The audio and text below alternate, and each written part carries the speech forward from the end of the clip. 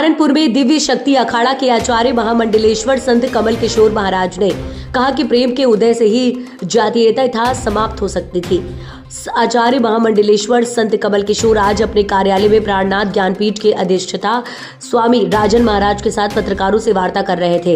उन्होंने कहा कि समाज में एकरूपता लाने के लिए जाति एवं वर्ण व्यवस्था को समाप्त करना होगा, तभी भारत से जातीय विद्वेष समाप्त हो सकता है। उन्होंने कहा कि भारत को विश्व गुरु बनाना है तो जातिवाद के विश्व को समूल रूप से मिटाना होगा। उन्होंने कहा कि वह दोनों मिलकर इस दिशा में कार्य करेंगे और जाति जनगणना करना चाहते हैं वो नहीं होगी, क्यों अगर होगी तो लोग बढ़ जाएंगे। साथ ही देवकीनंदन ठाकुर की मांग को समर्थन करते हुए कहा कि देश के मंदिर मठों की रक्षा के लिए संतान बोर्ड बनाना चाहिए और हम लोग भी इसका समर्थन करेंगे। अच्छा स्वामी जी जरा थोड़ा सा क्या संदेश देना चाहिए आज?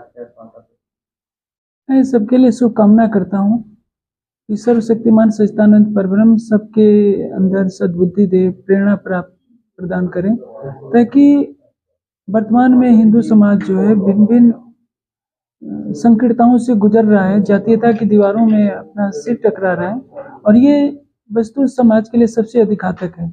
विगत हजार शताब्दियों से विदेशी आक्रांताओं ने इसको पददलित किया और परतंत्रता की बेड़ियों में समाज जकड़ा रहा, फिर भी कोई जागरूकता नहीं हो पा रही है। तो ये बहुत कष्टकारी है। समाज को जागरूक होकर उच्च विचारों को प्राथमिकता देनी चाहिए, जातीयता की दीवारों को हमेशा के लिए समाप्त कर देना चाहिए। आज की राजनीति जो जातिवाद को लेकर हो रही है, हिंदू मुस्लिम हो रहा है, यह जो है केवल स्वार्थ पर आधारित है। देखिए संसार में चार ही प्रकार के वर्ग हो सकते हैं। कोई भी सभ्यता है, चाहे अमेरिका देखिए, दुबई देखिए, भारत देखिए या बुद्धिस्ट देश में देखिए, किसी भी समाज में चार तरह के वर्ग होते हैं। एक वर्ग होता है जो प्रतिभा संपन्न होता है, एक वर्ग होता है जिसमें रक्षा का गुण होता है, प्रशासनिक क्षमता होती है, एक वर्ग होता है जो अर्थोपार्जन करता है, कृषि व्यापार उद्योग धंधों से, और एक वर्ग ऐसा होता है जिसमें ये क्षमता नहीं होती तो वो श्रमजीवी होता है, श्रम का से समाज का भरण पोषण करता है। चारों की उपयोगिता है, इसलिए चार ही वर्ण हो सकते हैं। शेष जो हिंदू समाज में 1000 जातियां आई हैं उनको हमेशा के लिए समाप्त कर देना चाहिए, क्योंकि ये दीमक की तरह भारतीय संस्कृति जर्जरित कर रही है। जो नेता लोग जाति जनगणना कराना चाहते हैं उस देश को गर्त में ले जाना चाहते हैं, क्योंकि जातीयता से हिंदू समाज टुकड़े टुकड़े होगा और परिणाम क्या होगा कि देश की खाई में गिरेगा।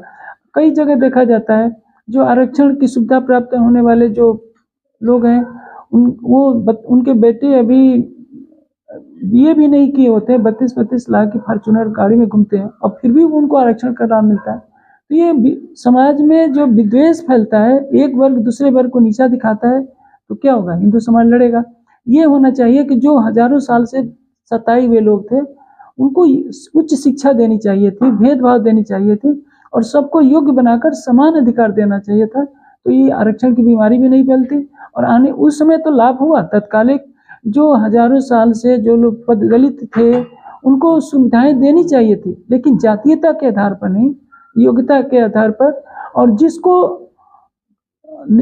अर्थ की दृष्टि से सामाजिक परिवेश में जो व्यक्ति समाज का पिछड़ा है उसको ऊपर उठाना चाहिए, ताकि भेदभाव मिट जाए, समाज में सभी एक समान रहे अर्थ के आधार पर। और किसी भी आधार पर भेदभाव की जो लकीरें खींचेगी तो समाज टूटेगा। उस समय संविधान निर्माताओं से जो थोड़ी सी भूल होगी, अब उसका परिणाम यह कि विकराल खाई की तरफ बढ़ती जा रही है व्यवस्था। कोई भी राजनीतिक पार्टी आरक्षण नहीं हटाना चाहेगी, क्योंकि उसको लगता है कि मेरी सारी सत्ता चली जाएगी। इसलिए अब समाज को स्वयं जगना होगा। हम समझे कि चाहे कोई किसी भी कुल में पैदा हुआ हो, सबको मिटा दे। हम भारतीय हैं, वेद अनुयायी हैं, हम आर्य हैं और सबसे बड़ी चीज़ हम मनुष्य हैं। कर्म के आधार पर ही वर्ण की व्यवस्था की गई है और 1000 जातियों को हमेशा के लिए हिंद महासागर में फेंक देना चाहिए। भगवान के स्वरूप को फिर भी हिंदू में नचाया जाता है, इसको लेकर क्या कहना चाहेंगे आप? आपकी बात ठीक है, नहीं नचाया जाना चाहिए, क्योंकि हम मूर्तियों की तो पूजा कर लेते हैं, वो भी पत्थर की मूर्तियों की, लेकिन सवाल यह कि सजीव मूर्तियों का कभी किसी ने पूछा? सजीव मूर्तियां भी तो भगवान का ही रूप है, हम उनको भी तो देखें, उनके दुख सुख में भी तो शामिल होना हमारा कर्तव्य बनता है। और अगर हम उनके सुख दुख में शामिल नहीं होते हैं तो बाहर चाहे हम कितना भी पुण्य जाके कर ले, पुण्य कमाने की कोशिश कर ले, वो पुण्य पुण्य नहीं कहलाता, वो पाप की श्रेणी में आता है।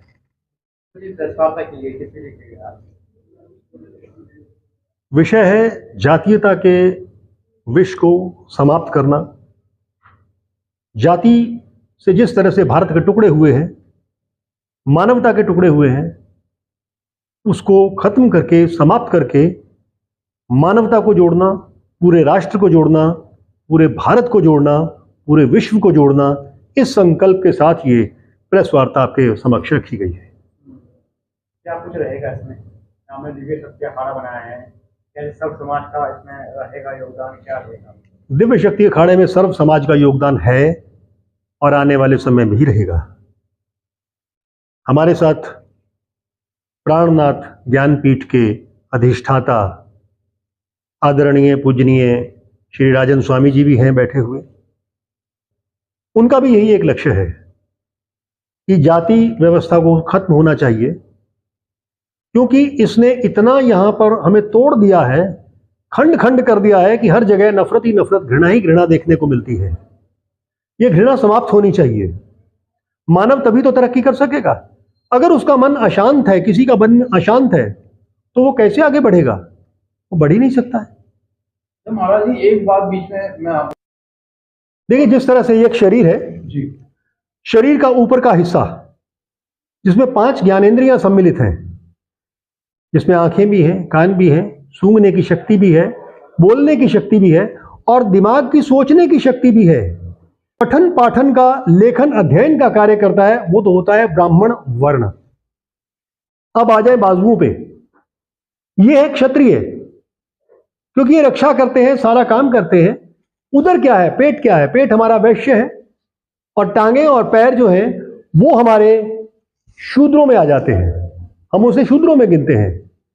तो हम पैरों को अलग कर दें और हाथों को अलग कर दें, सिर को अलग कर दें, धड़ को अलग कर दें, बाजुओं को अलग कर दें, तो क्या शरीर बचेगा?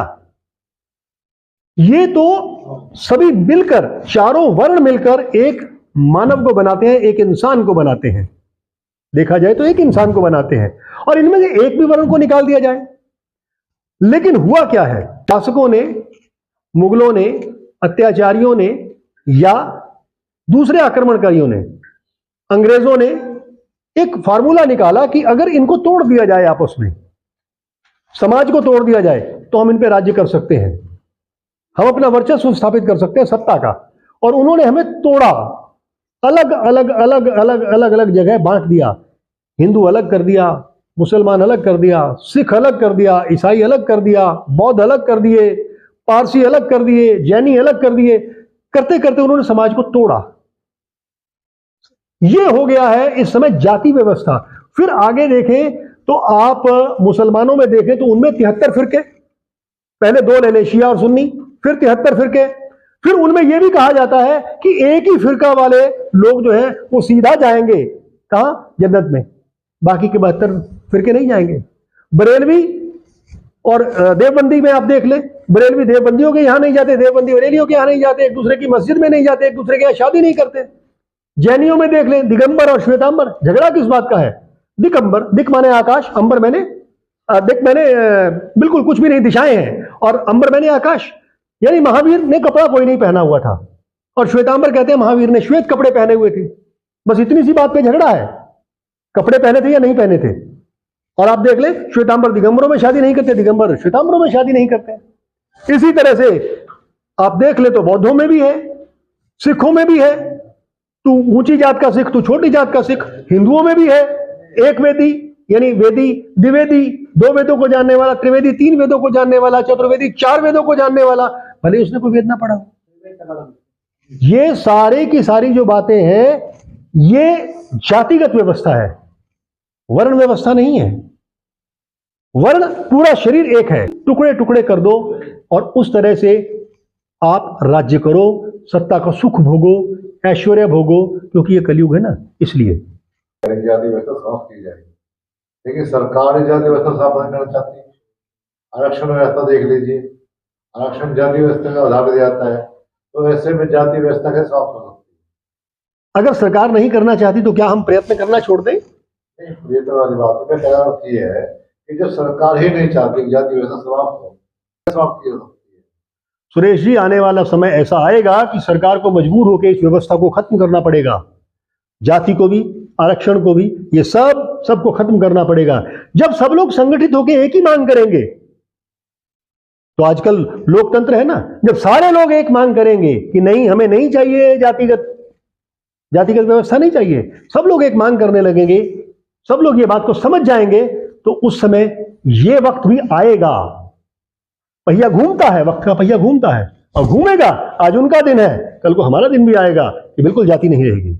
हम इस बारे में आश्वस्त हैं। देवकीनंदन ठाकुर ने यह कहा है कि नहीं है,